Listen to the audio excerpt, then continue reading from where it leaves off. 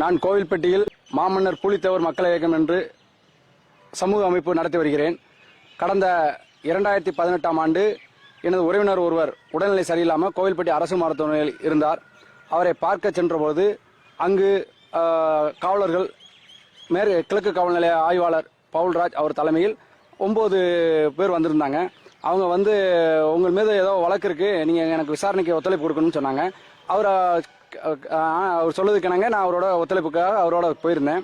ஏன்னா கொப்பம்பட்டி காட்டுப்பகுதிகளை கொண்டு போய் என்னை வந்து காவல்துறை எதிர்த்து நீங்கள் போராட்டம்லாம் பண்ணுவீங்க அப்படியான்னு சொல்லி ஏன்னா அவதூறாக பேசி என்னை ஊமக்காயங்கள் ரத்த காயங்கள் வர்ற அளவுக்கு என்னை அடித்து கொடுமையாக இது பண்ணாங்க.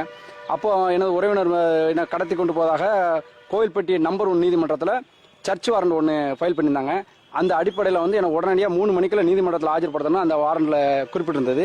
என்னை 3 மணி காவல் நிலையத்திலிருந்து நீதிமன்றத்துக்கு போகக்கூடிய நேரத்துக்குள்ளே என்னை ரொம்ப ரத்த காயங்களோட ரொம்ப கொடூரமாக தாக்கியிருந்ததை பார்த்த நீதிபதி அவர்கள் அவருடைய குறிப்பில் எழுதி ஒரு ரத்த காயத்தோட இவ்வளோ கொடுமையாக தாக்கப்பட்டு நீதிமன்றத்தில் ஆஜர்படுத்தப்பட்டதுன்னு அவங்க அன்னைக்கு குறிப்பில் எழுதியிருந்தாங்க. அது இருக்கையில் நான் நீதிமன்றத்தில் அவங்க யார் அடித்தான்னு கேட்கல நான் இவங்களாம் காயப்படுத்தினாங்கன்னு சொல்லியிருந்தேன். அது அப்பவுமே வந்து இவரெல்லாம் ஒரு இதை வச்சு நீங்கள் வழக்கு பதிவு செய்யணும்னு சொல்லியிருந்தாங்க. அப்பவும் நீதிமன்ற இதை கேட்டு அவங்க எதுவுமே பண்ணலை. அதுக்கடுத்து நான் நீதிமன்றத்தில் தனியாகவே ஒரு வழக்கு தொடர்ந்தேன்.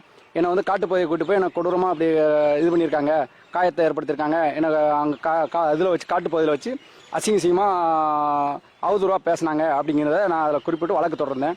அந்த வழக்கு வந்து 2 முறை நீதிமன்றம் வந்து நம்பர் 2 நீதிமன்றம் வந்து காவல்துறை அதிகாரிகள் மீது சட்டப்படியான நடவடிக்கை எடுத்து நீதிமன்றத்தில் இது பண்ணணும் அப்படின்னு சொல்லியிருந்தாங்க. அதை வந்து நீதிமன்றத்தோடைய ஆணை வந்து மேற்காவல் நிலைய அதிகாரிகள் யாரும் இது பண்ணலை. அதை இதற்கு முன்னாடி இருந்த ஆய்வாளர் அவர்களும் அதை பொருட்படுத்தாமல் இவர் மீது வழக்குகள் அதிகம் இருந்தது, அதனால நாங்கள் அவர் வழக்கு சம்மந்தம் பிடிக்க போகல, அவரே தானே காயப்படுத்திக்கிட்டாருன்னு சொல்லி அவங்க என்னை ஒரு இதாக கொடுத்துருந்தாங்க.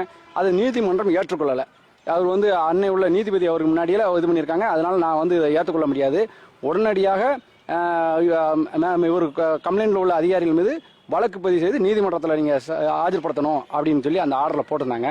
இப்போ அது அவருக்கு ஆர்டர் கொடுத்த தேதி வந்து 19/11/2020. இப்போ 15/12/2020 மேற்கு காவல் நிலையத்தில் மேற்படி நீதிமன்றம் சொன்ன 9 பேர் மீது வழக்கு பதிவு செஞ்சுருக்காங்க. அவர்கள் மீது சட்டப்படியான நடவடிக்கை வரைக்கும் எனது ஒரு போராட்டம் தொடர்ந்து சட்ட போராட்டம் தொடரும். எங்கள் சமுதாயத்தை சேர்ந்த இளைஞர்களில் பொய் வழக்கு போடுறதும் இரவு நேரங்களில் தூக்கிட்டு போய் காவல் நிலையத்தை வச்சு தாக்குறதுமா இருந்தது. அதை கண்டித்து நாங்கள் வந்து 15/4/2018 நாங்கள் போராட்டம் பண்ணியிருந்தோம்.